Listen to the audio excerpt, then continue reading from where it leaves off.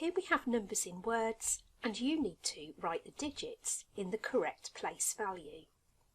1,372.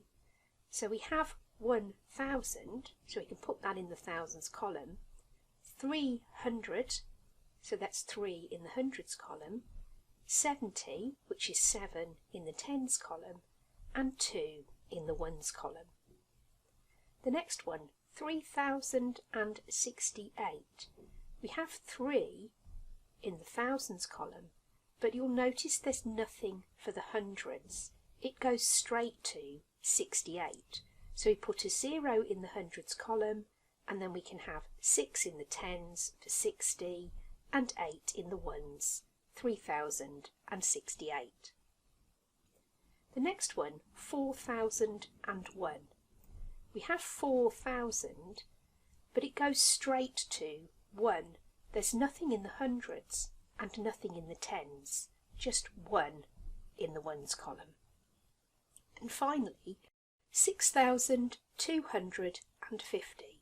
There's 6,200, 50 is 5 tens, but nothing in the ones. So we just put a 0 in the ones column. Here are some for you to try. The numbers are in words. You need to put the digits in the correct place value to represent them in numerals. Pause the video, have a go. The first one, you have 2,930, which is 3 tens and 8 ones. The next one, 5,000, so it's a 5 in the thousands column. Then it goes straight to 17, so there's nothing in the hundreds, and 17 you have a 10 and a 7. The next one, 7,009. You have 7 in the thousands column, and then it goes straight to 9, so there's nothing in the hundreds, nothing in the tens, but a 9 in the ones. Finally, 9,990. There's 9,000, 9 hundreds, 90, which is 9 tens, but nothing else, nothing in the ones column, so put a 0 in there. As with when we were converting numbers to words, converting words to numerals can sometimes be confusing, especially if there are some missing place values. Starting with this first one here, 126,814. These kinds of numbers are difficult for many children and adults to get their heads round, so we're just going to break it down. I'm going to start by looking at how many thousands there are altogether. So I look at where that word thousand is, and I go back to see how many thousands there are altogether. There's 126,000, so I can put that 126 in those 3 columns for the thousands. And now I can see that I have 814 to add on to that. And if you remember that the commas in numbers go in sets of 3s, that's another way of helping you to understand hundred thousands and how they're separated from the rest of the number. Let's try the next one. 660,122. Look at how many thousands you have altogether. 660,000. So we can put 660 beneath the 3 columns for the thousands.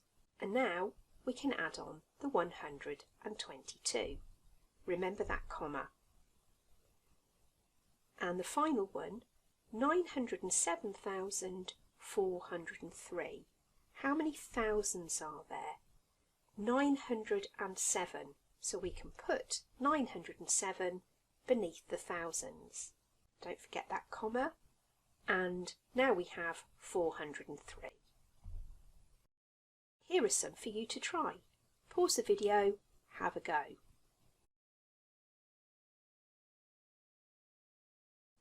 How many thousands do you have in that first one? 281. so we can put the whole 281 in there. Put that comma in, and there's 711, so we simply put 711 beneath the other place value columns. Next one, how many thousands are there? 410,000.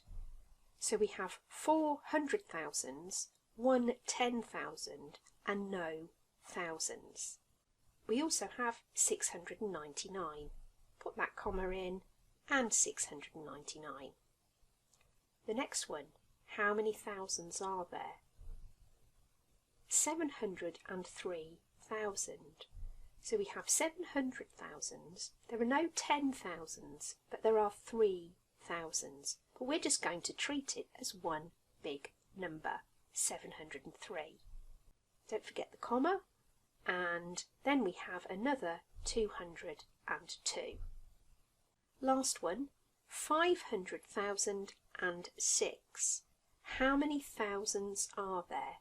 There are 500,000. You can see that you have 5 under the 100,000s, nothing for the 10,000s and nothing for the 1,000s. Put that comma in there, and all that's left is a 6. So no hundreds, no tens, but 6 ones.